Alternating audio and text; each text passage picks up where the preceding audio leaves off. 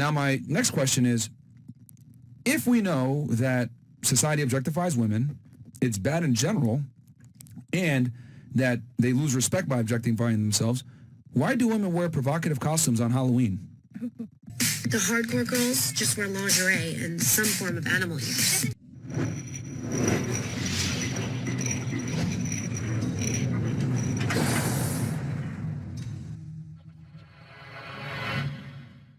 How you doing? Give me a hug. Okay. Give me a hug. Stand up.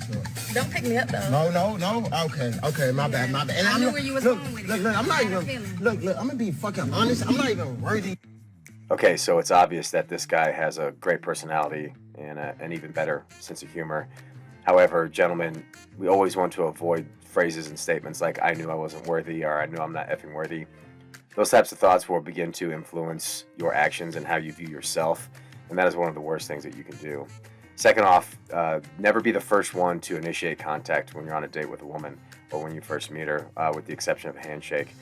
But let her be the first to touch you or playfully slap you, but yeah, never be the first to do that. If and when she does touch or playfully slap you first, then those are excellent signs that the date is going well. You know, I don't get it. You know, there's this certain type of gay dude. I call them the fondlers. Because right now there's no rule for gay dudes. They can pretty much do whatever they want. It's pretty fucking crazy. You know, and all power to you, but like there's a lot of power. There is, you know, gay dude, like there's the fondlers, right? It's that gay dude that'll like run up on your girlfriend and like squeeze her boobs and like slap her ass and be like, damn girl, you look great. I don't find that fucking funny, like at all. I'm sorry. Like I'm all for the gayness. You know, it doesn't mean I'm against gayness. It's just like, you know how hard I work to fucking slap titties and... Wait, I just want to feel it. Ooh. Oh, that's totally working. Wow, I love that. I mean, why? He's so hands-on. You know why? Because he's gay. He's allowed to do that, Ryan. Because he's gay. Because if straight men, for instance, if you did that, you'd get slapped. That is true, gentlemen. The burden of male performance is real, especially if we want to get the women that we desire. As far as for that second clip with Scarlett Johansson, life isn't fair, and if he gets to do that sort of stuff, more power to him. Funny as hell, though. In order to get a high-value man, you have to be a high-value woman, which means you need to do things that other girls don't do. So, for example, do you go out to clubs or bars? No. You're on OnlyFans, though? Yeah. Okay, that isn't something a high-value woman does. Doesn't matter. OnlyFans is known for that. And you're associated with it. So if you associate yourself with the wrong crowd, people are going to take you and put you in that wrong crowd, even if you're really not. So you have to continue to be a high-value woman, but you can't do that if you're subscribing or having men subscribe to what you're selling on the internet. I'm just trying to make my money.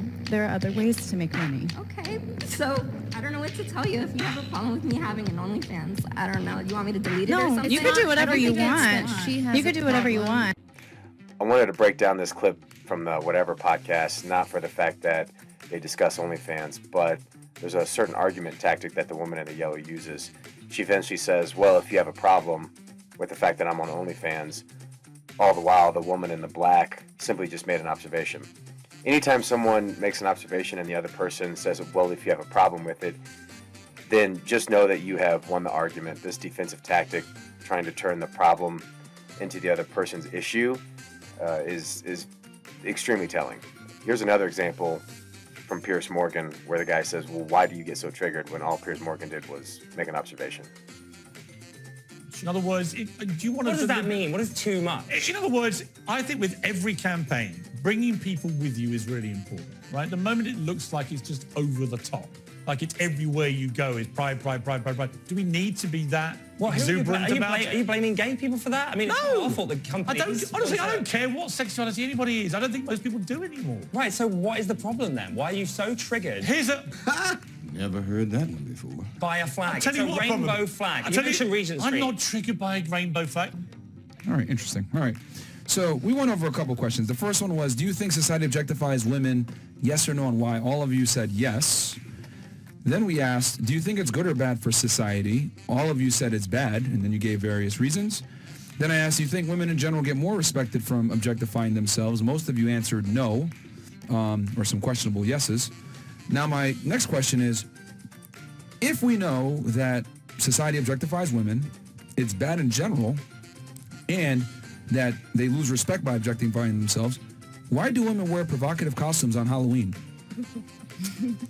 Start here. Oh, you're evil, man. That's fucked up, man. We'll start right here. Why do women wear provocative costumes on Halloween, knowing that there's almost no upside from a societal perspective?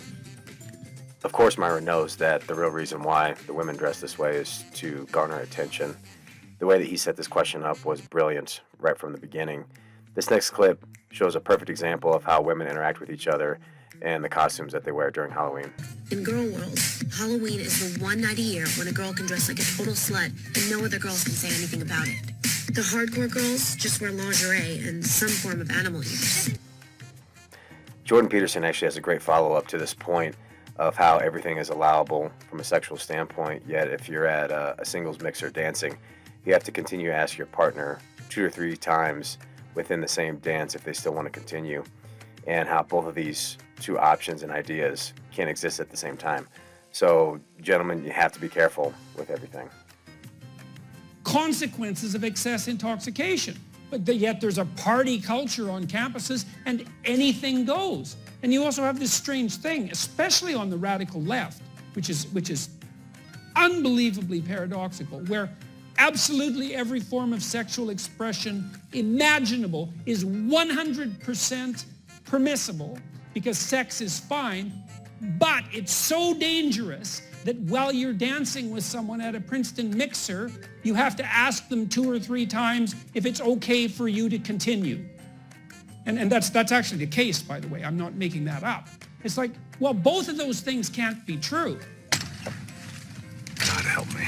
Unacceptable places to take a woman on a first date going viral on the social media platform X, formerly known, of course, as Twitter. Yeah, it's leaving men stumped on where else they should take the woman. The first 6 places are popular restaurant franchise chains like Applebee's, Chili's, I want my baby back. Olive Garden, and the Cheesecake Factory. Okay, first of all, Olive Garden, Yeah. all you can eat breadsticks, salad soup. I mean, that's a value, Megan. By the way, What's wrong producer with that? Fawaz, who made this list? Is this just going viral? Is it like on Reddit or something? Women weighed in. Okay, so women weighed in. Okay, so includes, Cheesecake Factory, all those. Any fast food chain Okay, also, Buffalo Wild Wings. A big no. That's a good time if there's a good game on. Other places mentioned include movies, the gym, a bar for drinks, coffee or ice cream dates and sporting events. Pretty much these women listed everything there is to do. Clubs and hookah lounges also made the list. It got many men up in arms, including ESPN analyst Stephen A. Smith. First of all, what the hell is wrong with the Cheesecake Factory? Ain't nothing wrong with the Cheesecake Factory. Not only is there nothing wrong with the Cheesecake Factory, the Cheesecake Factory ain't that damn cheap. By the way, I hear they have great salmon, too. I hear they have great salmon as well. I know this is late news with the Cheesecake Factory topic, but these women who made the list, they couldn't be more right. Every restaurant that's on that list, those places are for an actual girlfriend, someone who is worthy of your time, your resources, your attention, your protection. First date should be at places like pizza shops, coffee shops, hell, even a hot dog stand, a hotel lobby. Nice hotel lobbies with couches and fireplaces. That's a great place to go where you don't have to spend any money. $20 tops for a first date should be the max, and that's for 2 people. Nice places like those restaurants, those are for someone who's already your girlfriend, someone that's actually putting in the work and deserves that type of treatment. What common mistakes do you think some women make when it comes to relationships? I think the biggest mistake, and I know I'm guilty of this as well, is we don't communicate our needs and we expect them to predict it. So what I mean by this is, say, for example, we want to see somebody more often. We will say, I'm not going to ask him, I'm not going to say it because he should just know. And there it is. He should just know. I've done videos on this topic before on how women expect men just to get it. I've included a clip of Rollo discussing the same topic just to reiterate this point again. I can't stress this idea enough. Women just want men to be able to understand it, be able to get the process. They don't want to help build a man up. They want a man that's already come prepackaged. If he wanted to, he would. But the reality is, when we don't communicate our needs, we teach people the wrong way to love us. If you're late every time you pick me up and I don't say anything in that process because I don't want to look needy or I don't want to look clingy or anything like that, I'm teaching you it's okay to do that. But first, I need to explain what Just Get It is. And what Just Get It is it's the sort of unconscious expectation of women that men will understand like what it means to be a man, like how to be masculine. But this is the easiest way to do this. I expect men to be mind readers. I'm sure you probably heard that before. It's like, what, am I expected to be a mind reader? I can't figure her out. So that's it for this episode of The Men's Room. We do appreciate your time. Please like this video and subscribe for more content.